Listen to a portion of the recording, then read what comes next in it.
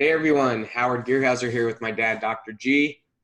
In today's video episode, we wanted to touch on vaccines, specifically the flu vaccine, and go into some research on whether or not the flu vaccine is actually effective. But this topic came to us because there's this big rush right now to get a vaccine for the coronavirus. And we're not saying that that's not an important thing. It very well could be. But obviously there's not enough time to really study these things for short-term or long-term effects, whereas the flu vaccine actually does have some studies around it. So it's kind of a baseline that we can look to, maybe for a potential pattern that maybe the coronavirus, the vaccine may or may not be helpful. We'll just have to see on that one.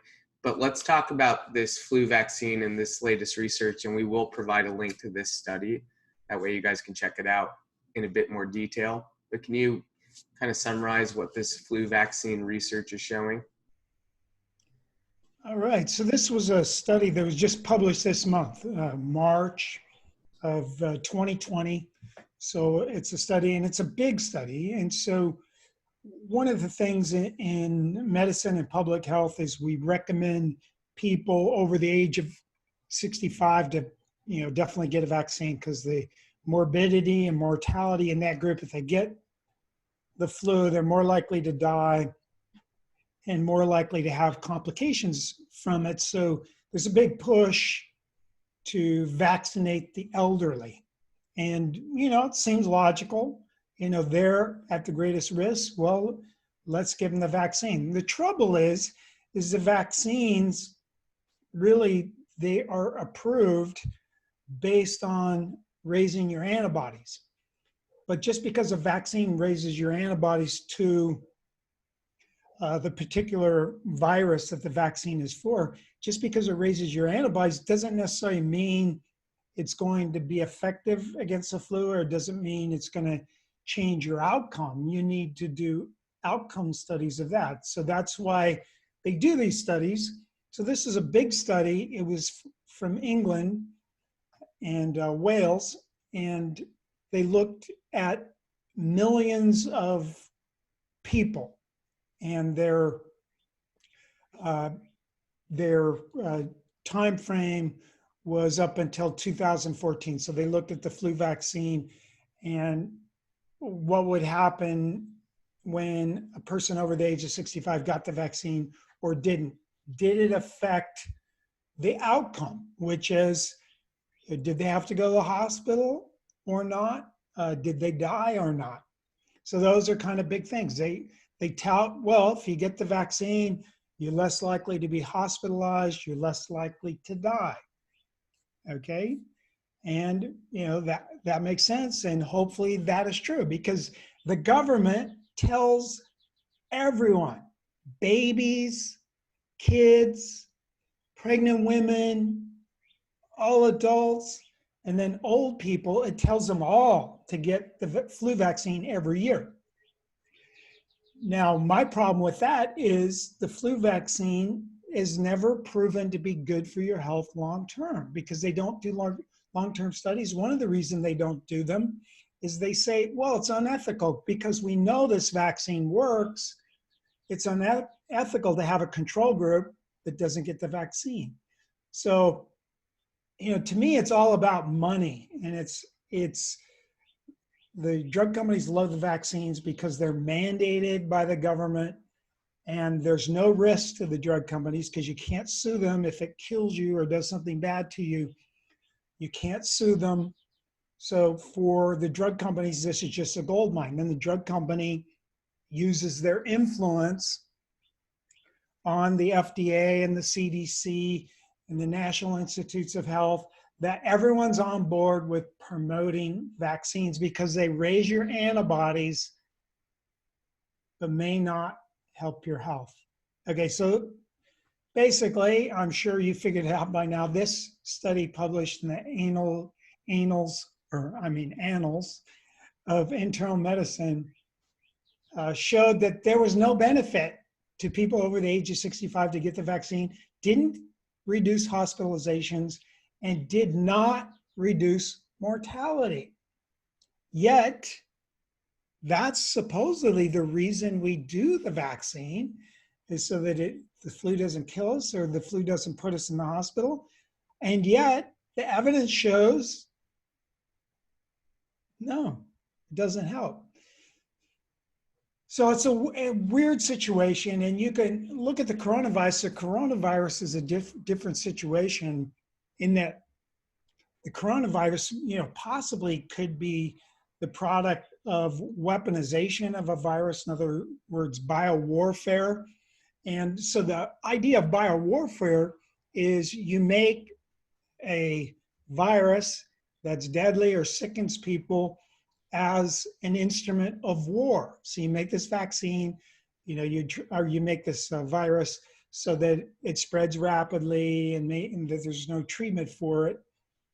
And you let that loose somewhere on people you don't like. But before you do that, the people you do like, and maybe that's your whole population, or maybe that's just your president and the congressman, you vaccinate them. So you protect yourself and then you unleash the virus. So that's, the biowarfare. If there's biowarfare, then the vaccine, it could be something that's important, could save your life. So I'm not saying that this situation with the coronavirus is the same thing, because if this is a man-made extra virulent strain of virus, then all bets are off as far as whether a vaccine is going to help. Now, you'd hope people that are using this kind of technology to use in warfare, that they would make sure that the vaccine works before they spread it to the population. And so if the coronavirus was a weaponized thing and it accidentally got out, which of course there's a lot of speculation that that's true or could be true, then it could be that, well, they didn't purposely put it out there, so they didn't have the vaccine ready because they weren't like waging war at the moment. Yeah, so the need for the vaccines might be different. We're not comparing the two as if they're exactly the same. But when we look at the track record of vaccines that have been studied, there doesn't seem to be a whole lot of benefit. There are a lot of risks too, which we wanted to talk about. What are some of the risks of these vaccines?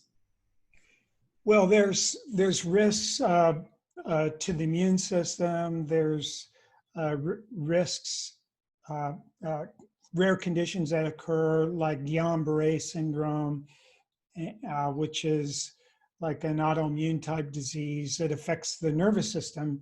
And that's a severe disease. And that happens most commonly with the flu vaccine. So that's, the government compensates people that get injured by vaccines. So there's a division of the government, the vaccine injury, whatever it's called, some alphabet. And you have to apply to them if you get injured by a vaccine. The drug companies don't have any say in it. They don't have to pay. The government, taxpayer, you pay. Now, studies of the flus, the vaccines can reduce flu. They usually do some studies in different age groups, but what they don't study, and this is my problem and why I don't blanket recommend vaccines generally, is because they don't do any long-term studies. They put some potent adjuvants in the vaccines, things like aluminum and mercury. And these are things that are designed to jack up your immune system, because otherwise the vaccine doesn't raise the antibody level and it's not going to get FDA approved. So they have to put these things that your body senses as an extreme irritant, and it jacks up your immune system. So my concern is jacking up your immune system every year may be bad. It may make you more susceptible to cancer or to autoimmune disease, or maybe making you vulnerable to other infectious diseases. And there are studies suggesting that people that get the shots on the regular basis, the vaccines, get more colds and flus in general. So there's been several studies that show that. There's been studies that show that people that don't vaccinate their kids are healthier in the long term. Now, these are small studies, but the government should do a large study of this before they mandate them, that they're really for sure safe and that they don't cause things a year or two down the road. I mean, they study them for 6 months at the most, and usually it's even less than that. They just check to see if the antibodies to the virus went up, and if they did, you're good to go. It's FDA approved. Nothing about long-term safety. And they say, oh, it's unethical to do those studies. There's plenty of people that would volunteer for those studies, but then they make the case that then it wouldn't be an optimal study because people that volunteer to not get the vaccine are probably way smarter than the people who just line up to get the vaccine. So there's differences in those populations. So you could say the difference was there whether they got the vaccine or not. And that is a valid criticism. You really need to do what they call the randomized, where you randomly decide whether one group gets the vaccine and one group doesn't. That's the way to test. But for any other medication that gets FDA approval, these kind of studies are needed. But for vaccines, for some reason we go, oh, no, you don't need that. We know your antibodies go up. That's good enough. We know there's some small studies suggesting that other things might go wrong down the road, but we're not going to bother studying that because we make too many dollars promoting vaccines, and we have this huge vaccine industry, and we now create this hype about every virus that comes along. And I'm not saying that, that there's no reason to fear the coronavirus, the newest hype, but I think this hype instills fear, and it makes it so making vaccines mandatory is easy to do because everybody remembers how afraid they were that, oh, tomorrow I'm going to get sick and I'm going to be in the ICU and then I'm going to die. And there's nothing I can do about it. Why don't they have a vaccine for it? So they get our mindset, this fear mongering when you think about how many people actually die from the coronavirus. Now I know that could change, it could be, millions eventually, that's possible.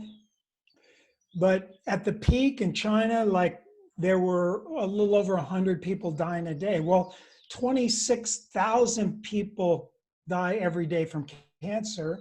More people commit suicide every day. More people get killed by snakes every day.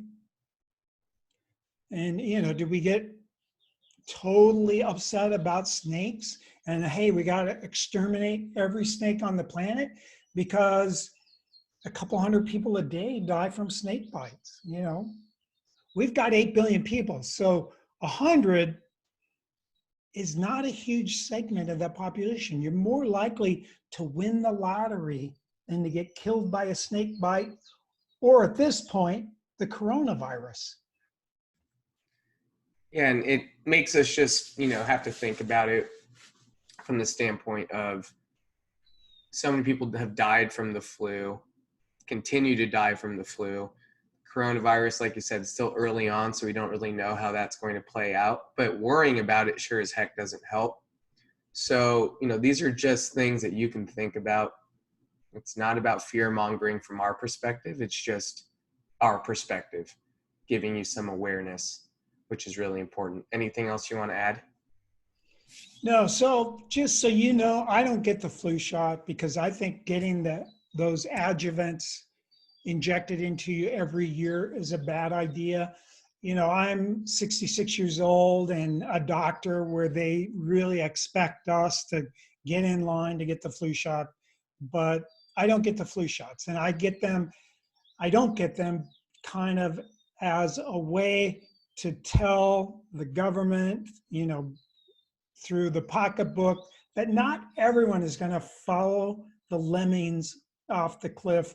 But I can't say in your individual case. For my patients, sometimes I recommend the flu shot because they have a condition where they're very likely to have complications when they get the flu. So, and I would explain to them, I don't get it myself, but I would recommend that you get it because the government recommends it and all those vaccine experts recommend it, but it's up to you.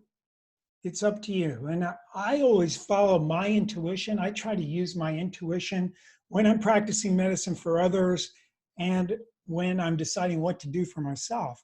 And my intuition on the flu shot says, absolutely not. It's not a good thing to be injecting into your body every year. And we know for age 65 and over, which I'm in that category, I have good evidence that there's no reason for me to get the flu shot. It doesn't reduce hospitalization. It doesn't reduce mortality. In a study of millions of people over a long period of time that were, told by their government, get a flu shot. It's one of the most important things you can do for your health. I disagree. Well, I appreciate the time, Dad. We'll see you guys on the next video. Thanks for watching.